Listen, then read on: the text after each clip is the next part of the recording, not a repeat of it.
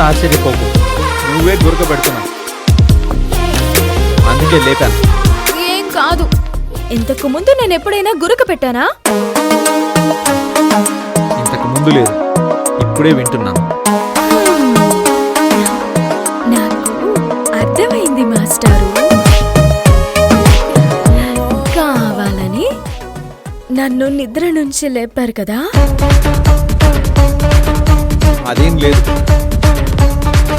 ఏం లేకపోతే ఇంతకాలం లేని గురక ఇప్పుడు ఎలా వచ్చింది? నాకెలా తెలుస్తుంది? నేనేమైనా డాక్టర్నా? నాకు తెలుసు. నాతో మాట్లాడాలని నన్ను నిద్ర లేపారు కదూ? ఇంకా చాలు, నీ నటన ఆపే.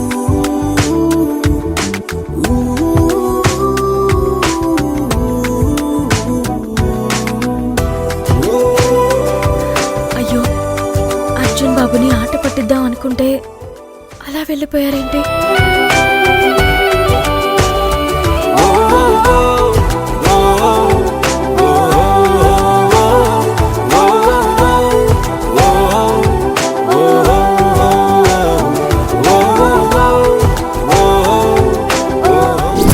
నేను నటించడానికి వచ్చాను. వాళ్లతో కలిసి ఆయన పక్కన భార్యగా కూర్చోడానికి రాలేదు.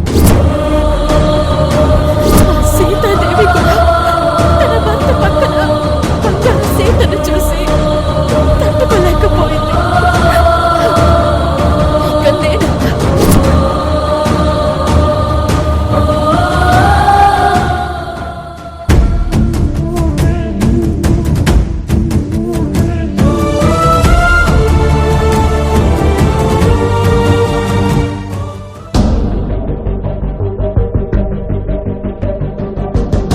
యమజ, ఏం చేస్తున్నావు? నేను వెళ్ళిపోతున్నాను అత్తయ్య. ఏం మాట్లాడుతున్నావు యమజ? అత్తయ్య, ఇందాక అమ్మమ్మ అడిగింది కదా అని పాలల్లో మిరియాలు కలుపుకొని తీసుకున్నాను. అప్పుడు కాకమ్మ కావాలని కాలడ్డం పెట్టి నన్ను పడేయాలని చూసింది. నేను ఇక్కడ ఉండటం వాళ్ళిద్దరికీ ఇష్టం లేదు, అందుకే వెళ్ళిపోదాం అనుకుంటున్నాను. ఇందులో వాళ్ళది కూడా తప్పు లేదు. ఒకప్పుడు వాళ్ళ పట్ల నేను ఎలా ప్రవర్తించాను, ఇప్పుడు వాళ్ళు కూడా నా పట్ల అలాగే ప్రవర్తిస్తున్నారు. కాకపోతే నా బాధ ఏంటంటే పంపాలు పట్టింపుల్లో నా కడుపులో బిడ్డకేమన్నా అవుతుందేమోనని నా భయం. కాకి కాలు అడ్డు పెట్టినప్పుడు పొరపాటున నేను పడిపోయి ఉంటే నా కడుపులో బిడ్డకి ఎంత ప్రమాదం జరిగుండేది. అందుకే ఇక్కడ ఉండకూడదు అనుకుంటున్నాను.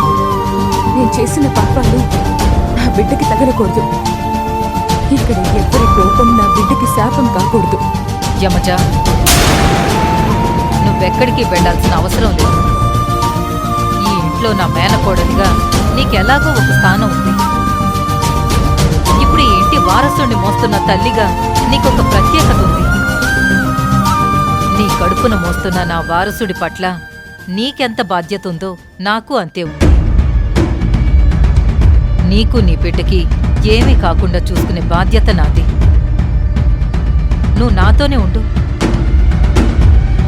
రేపటి నుంచి నేనెవరైనా పల్లెత్తు మాట అన్నా ఈ అత్తయ్య ఊరుకోదు. అది కాదత్తయ్య.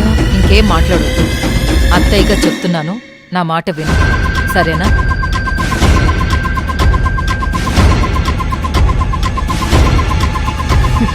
ఇది చాలు నేను సామ్రాజ్యాన్ని ఏలడానికి. నాకప్పుడప్పుడు ఎదురొస్తున్న కాకిని కూడా బయటికి పంపేయడానికి. కాకి అనవసరంగా నాతో పెట్టుకున్నా.